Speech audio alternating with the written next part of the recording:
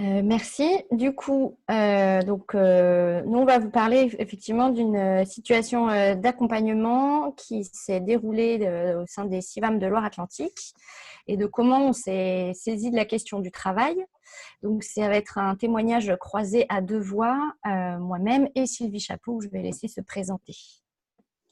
Alors bonjour à tous, Sylvie Chapeau, je suis agricultrice, éleveuse en Loire-Atlantique et dans le projet Transae, j'ai été une des références agricultrices et je suis aussi administratrice au CIVAM de Loire-Atlantique. Merci Sylvie.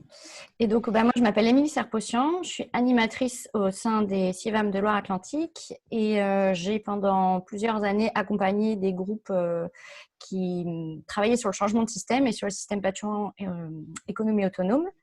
Et depuis 3-4 ans maintenant, je m'occupe d'un groupe Ecofito, Défi Ecofito, d'un groupe non mixte d'agricultrices dont on parlera cet après-midi et également des questions de travail au travers de Transae. Du coup, on va vous raconter un peu comment ça s'est passé pour Sylvie et moi. C'est 3 années qui viennent de s'écouler. Donc, la première étape pour lancer l'accompagnement, l'étape indispensable, c'était l'entretien individuel qui a été fait en se basant sur un guide d'entretien de travail qu'on a co-construit au sein de l'équipe de tous les partenaires de Transae, avec l'idée d'explorer le travail en y mélangeant des questionnements issus des sciences de l'ergonomie, d'analyser les situations et vraiment de faire émerger les préoccupations liées au travail. Sylvie, je ne sais pas si toi, tu veux rebondir rapidement sur ce type d'entretien. Comment ça s'est passé pour toi? Oui, alors donc moi je me suis portée volontaire pour tester cet outil-là et les suivants. Ça a déjà été une démarche pour moi assez particulière. L'entretien avec Émilie et le premier entretien a duré 2 heures. J'ai trouvé que c'était déjà un travail en soi. On a balayé pas mal de choses au travers des questions-réponses. J'étais assez étonnée notamment qu'on ait réussi à aborder des questions qui sont à la limite, dans les interactions vie professionnelle, vie privée. Et voilà, j'ai été étonnée aussi de la démarche, du fait qu'il y avait des questions, par exemple, sur qu'est-ce que je trouve agréable dans mon travail ou pas. Et donc ça a amené vraiment à parler de choses assez larges. Voilà, et puis j'ai eu l'impression de livrer quelque chose d'assez confus. Et on va voir après. Donc Émilie a réussi à retraduire ça, à arranger ça un peu, et pour vous faire ressortir cinq préoccupations. Voilà, effectivement, donc suite à ce grand entretien d'où on ressort avec énormément d'informations, on a dans le cadre donc, de Transae mobilisé plusieurs outils d'analyse, dont massivement le schéma des 5 carrés de Le Plaque-Uni. Et on a eu un grand appui de Jean-Yves Pailleux qui prendra la parole tout à l'heure pour arriver à bien ressortir ce qui relevait vraiment du travail, ce qui va bien, parce que c'était des notions et des informations très importantes pour s'appuyer dessus pour l'accompagnement. C'est vraiment nécessaire de connaître des ressources des agriculteurs, des agricultrices, des espaces dans lesquels ils ont pu les mobiliser pour pouvoir les rappeler ou les remobiliser dans les moments de difficulté. Et évidemment aussi de bien mettre en évidence ce qui va moins bien, les préoccupations qui sont à travailler, les points à faire évoluer, pour pouvoir construire, au-delà de ça va pas, il y a ci, il y a ça, construire des problématiques claires, traitables et abordables collectivement dans le temps. Donc voilà, pour bien vous parler de ça, on va s'appuyer sur un exemple concret chez Sylvie, justement autour de l'outil du schéma des 5 carrés. Donc en fait, ce qui est vraiment important dans cet outil-là, c'est qu'on veut vraiment aborder la manière dont les choix sont faits et dont les choses sont vécues par les agriculteurs et les agricultrices. Ce qui est vraiment important pour nous, c'est de se trouver au cœur du travail. Et en fait, pour nous, accompagnants, ça a été un véritable... on s'est reformé en fait à des manières de questionner et des manières d'accompagner, puisqu'on était finalement assez peu habitués à mettre l'humain au centre du système et de réinterroger comment vont les gens pour se dire si un système est performant ou pas. Donc, un exemple chez Sylvie, on part de l'activité des opérateurs ou des opératrices, l'activité des personnes. Donc, c'est vraiment ce qu'elles font, des situations concrètes qu'elles nous décrivent en entretien, leur travail au quotidien. Tout part vraiment de là. Donc, de recueillir ces situations professionnelles concrètes, problématiques ou au contraire qui fonctionnent bien, comme je vous le disais juste avant. Et donc ça, c'est vraiment un des grands enjeux de l'entretien. Et c'est pas forcément évident. Plusieurs d'entre nous ont eu un petit paquet de déconvenus au démarrage, parce qu'on a plutôt l'habitude d'être sur des discours techniques globaux ou des choses qui sont détachées des personnes, en fait, qui sont des raisonnements techniques, des animaux, des parcelles, des cultures, des choses comme ça. Mais en fait, comment les gens pratiquent à l'intérieur de ça et comment ils se sentent et comment ils le vivent à l'intérieur de ça. En fait, c'est des choses dont on parle assez peu. C'est pas vraiment ni dans notre culture des accompagnants, ni dans la culture des agriculteurs et agricultrices. Jusque-là, c'était pas vraiment le centre. Voilà. Donc tout ça, c'est ce qu'on appelle l'activité, c'est le travail qui est en train de se faire. Donc là, pour Sylvie, on a choisi de vous présenter un exemple. Je te laisse, Sylvie, le... Oui, donc pour illustrer, parmi les phrases que j'ai dit, donc j'ai du mal à déciler de manière homogène chaque jour, ce qui se traduit par pas mal de coups de pelle. Voilà, je notais que j'avais en effet tendance à compenser une certaine utilisation du matériel par la force physique. Donc, pour mieux comprendre ces choix-là, ces choix qui conduisent à cette activité-là, on s'intéresse ensuite aux caractéristiques de l'entreprise. Donc ça, c'est des éléments qui sont objectifs et qu'on est très habitué à questionner, qui ne sont pas difficiles à connaître. Ça peut être des éléments chiffrés qui décrivent le système technique. Ça peut aussi être les animaux, l'outillage, etc. Mais c'est aussi l'organisation du travail et les tâches à faire. Donc ça découle des choix des personnes qui travaillent là. Donc dans le cadre de chez vous, Sylvie? Donc chez nous, donc on est un GAEC avec 2 associés entre tiers. En bio, on a 55 vaches laitières dans un système herbagé bien installé, voilà, avec un peu de maïs et un peu de céréales, la CUMA très présente sur le secteur et dans la ferme. Et puis le système est aussi caractérisé par le fait qu'au début de notre GAEC, on a souhaité pouvoir se remplacer facilement et donc acquérir une polyvalence forte pour les 2 associés. Voilà. Alors, un autre chose pour mieux comprendre ces choix, on s'intéresse aussi ensuite également aux caractéristiques des personnes. Et donc là, ça peut être des éléments de leur histoire, ça peut être également ce qui est important pour elles, leurs normes, leurs ambitions. Et ça, c'est des éléments qui caractérisent en partie ces personnes et qui sont des déterminants dans leur façon de faire et dans leur choix de faire. Voilà, donc ça, c'est des choses sur lesquelles déjà on n'était pas tous aussi à l'aise pour aller au niveau des accompagnants et accompagnantes, parce qu'effectivement, on rentre parfois sur des questions de vie professionnelle, vie personnelle, parcours des personnes avant qu'ils soient agriculteurs et agricultrices. Quelques éléments, Sylvie, pour vous. Donc dans notre GAEC, il y a donc moi qui suis installée, donc à l'époque j'étais installée depuis 3 ans, je ne suis pas issue du milieu agricole et je me suis associée donc avec un tiers qui lui était présent, installé sur sa ferme familiale depuis 7 ans avant moi. Ok. Et alors, une des originalités de cette approche qui était que d'habitude, on a souvent tendance à se cantonner, entre guillemets, à ces informations-là, c'est que là, on est allé chercher vraiment, avec le questionnement et l'appui de l'ensemble de l'équipe de travail, les effets du travail, non seulement sur l'entreprise, mais également sur les individus. Donc, sur l'entreprise, en l'occurrence, chez vous, Sylvie, ça avait généré des difficultés relationnelles entre les associés, donc un moins bien-être au travail. Et puis aussi moins d'anticipation dans la détection des soucis en général. Ok. Et donc, ça a été complété par s'interroger sur les effets sur les personnes. Et c'est là où parfois aussi il y a pu avoir un peu du malaise ou des difficultés au départ parce que on n'est pas dans le milieu agricole et ni dans le milieu de l'accompagnement. On va très facilement rester sur des entrées techniques et on va plus difficilement demander comment vont les gens vraiment et quels effets ça a sur eux de faire leur travail. Donc, ça peut consister à interroger des choses qui peuvent être considérées de l'ordre de l'intime, des champs du personnel.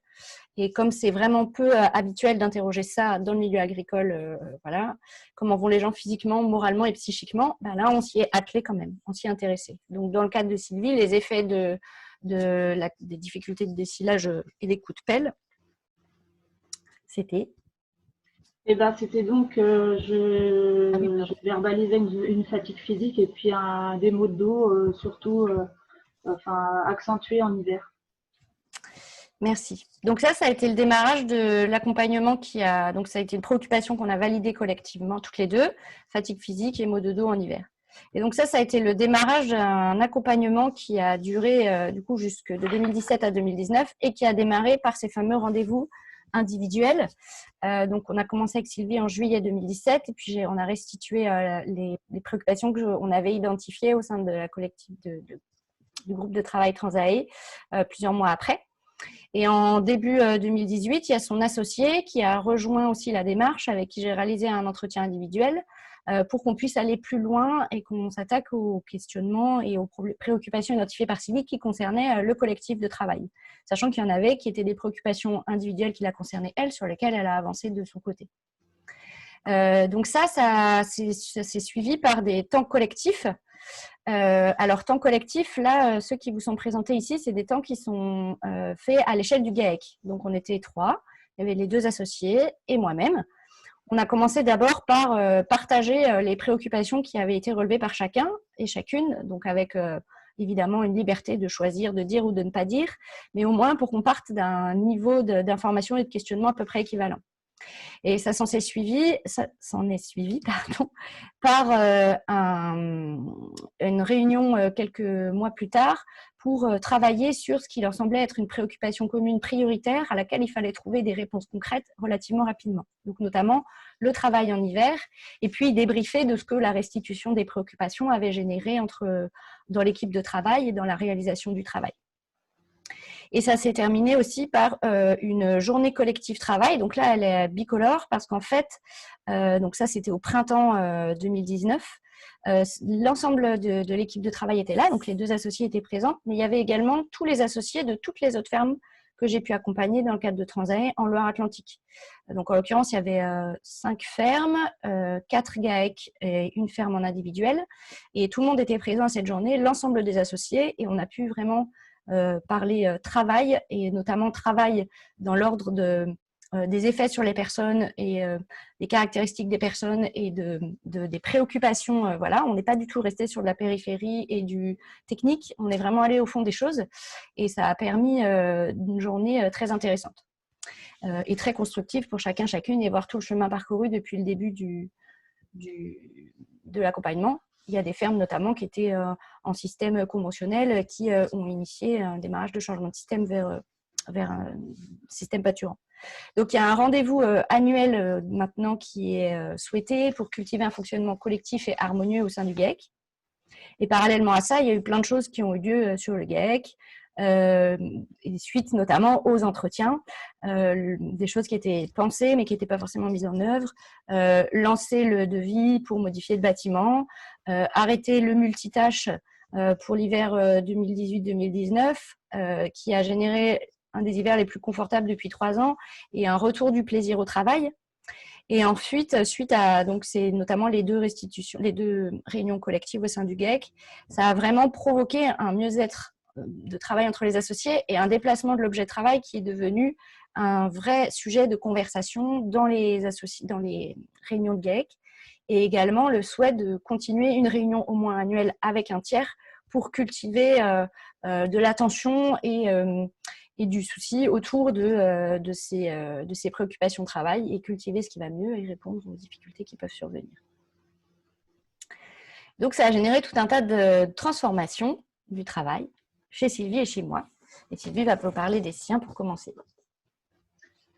Alors là, si on commence par le changement qui a eu lieu, ça a été travailler avec un emploi du temps plus régulier et adapté à nos besoins propres et plus agréable, puisque par rapport à cette histoire d'interchangeabilité qu'on avait dans la tête au départ en s'associant, on avait mis en place une organisation tournante qui faisait qu'on changeait régulièrement de tâches pour acquérir, pour savoir faire toutes les tâches et pouvoir se remplacer plus facilement.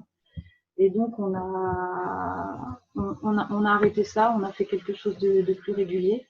Donc, ça a induit des transformations dans la pratique. Donc, c'est-à-dire que je fais la traite depuis tous les soirs, qui correspond plus à nos rythmes, au mien, à celui de mon associé, à nos rythmes biologiques, on va dire, qui sont plus faciles pour nous. Ça a aussi induit des changements dans la norme, dans ce qu'on avait dans la tête. Donc, je l'ai dit tout à l'heure, on a accepté qu'on n'était plus interchangeable. On a des compétences, on peut se remplacer sur les différentes tâches, mais on n'est pas censé avoir la même, la même facilité pour faire toutes les tâches à la même vitesse et avec la même efficacité. Donc voilà, ça induit chez moi que j'ai plus le sentiment de devoir être partout et savoir tout faire. Et ça a aussi induit un changement dans la hiérarchie des valeurs.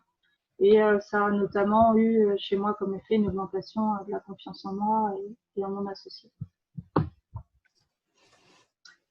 Voilà, donc concrètement, assez rapidement, ça a permis une amélioration de la qualité du dialogue entre les associés. Donc, comme on disait tout à l'heure, la question travail a pris de l'importance.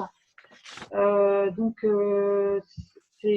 ça, c'est vraiment quelque chose que je voulais souligner par rapport au projet, c'est qu'on n'a pas forcément, les problèmes qu'on a résolus, il y en a d'autres qui apparaissent au fur et à mesure, mais c'est plus l'idée d'avoir trouvé un chemin pour résoudre les problèmes qui sont liés au travail. Voilà, et puis donc on a réorganisé le travail entre associés, notamment l'hiver, là comme on l'a vu dans la diapo précédente.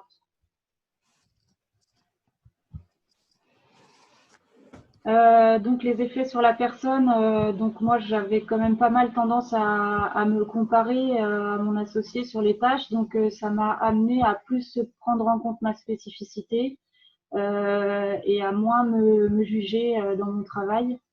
Et puis ça m'a appris aussi à lâcher prise, voilà, être moins encombrée. Ça c'est lié aussi au fait que j'avais moins de tâches en responsabilité, voilà. L'acceptation de la capacité physique aussi a été importante parce que voilà, travailler avec un associé qui n'a pas la même capacité physique, ça paraît un peu bête, mais moi il m'a fallu un peu de temps pour accepter qu'on n'avait pas le même rythme. Et voilà, puis le plaisir est revenu petit à petit. Et puis je suis plus fière sur certaines tâches que j'accomplis. Merci Sylvie. Du coup, un des éléments aussi de Transave, c'est que certes, on a testé des outils, des méthodes d'accompagnement et on a regardé les évolutions, on a suivi et discuté ensemble les évolutions des agriculteurs et agricultrices, mais pas que, puisque nous aussi, on a été scrutés, les accompagnants et accompagnantes, et nous aussi, on a connu des transformations du travail. Et donc, une parmi plusieurs que je vous présente là, pour moi particulièrement, ça a été d'utiliser le sujet travail pour accompagner au changement et faire avancer des situations. Parce que du coup, je l'ai mobilisé, pas que dans Transae, mais dans d'autres espaces aussi. Et donc, ça m'a permis de mieux prendre en compte le ressenti des personnes. C'est des choses que intuitivement, j'avais envie de faire. Voilà, je voyais bien dans les formations sur les systèmes économie autonome qu'on fait chez nous qu'il y a des moments où les freins psychosociaux prennent le pas sur les problèmes techniques et qu'il faut vraiment s'y coller. Mais c'est pas forcément facile de savoir comment faire. Et j'ai pu le partager avec mes collègues qui étaient très réceptifs. On en a beaucoup discuté et voilà. En termes de normes, ça m'a vraiment légitimé à accompagner les situations humaines dans les collectifs et à pas me sentir en dehors et au-delà de mon travail, bien au contraire, à vraiment voilà, légitimer ça. Et du coup, à pouvoir remettre l'humain au centre avant, de ne pas le déconnecter du résultat technique. En tout cas, je ne peux plus interroger le résultat technique sans interroger comment va l'humain avec. Évidemment, en fait, une ferme ne peut pas être durable. Certes, elle peut être bien économiquement, elle peut être bien environnementalement, mais si les personnes au centre sont cassées physiquement ou psychiquement, en fait, ça n'est pas un système qui est durable. et la profession n'étant pas forcément toujours en grande forme, moi, je trouve indispensable, enfin, c'est devenu pour moi indispensable de s'atteler à ces questions-là. Et ça a eu un effet aussi sur l'équipe salariée dans laquelle je travaille et avec mes collègues, puisque maintenant, là, le travail, on essaye de le distiller dans l'ensemble de nos communications, dans tous les groupes techniques, dans les portes ouvertes, dans toutes les manières d'amener les choses pour que ça devienne plus naturel de pouvoir dire j'aime ça, je n'aime pas ça, ça a causé tel effet sur moi, positif, négatif, etc. Et puis, ça nous a amené aussi à interroger notre fonctionnement à nous en tant qu'équipe salariée. Et du coup, moi, en tant que personne, j'ai gagné en confiance en moi et ça m'a motivée à tester des nouvelles animations, des nouveaux accompagnements, à faire des nouvelles choses et à ne pas être toujours sur la technique. Et puis, du coup, ça a donné du sens et de la légitimité à mon travail grâce à notamment des outils pour moins tâtonner et être plus concret. Je vous remercie pour votre attention.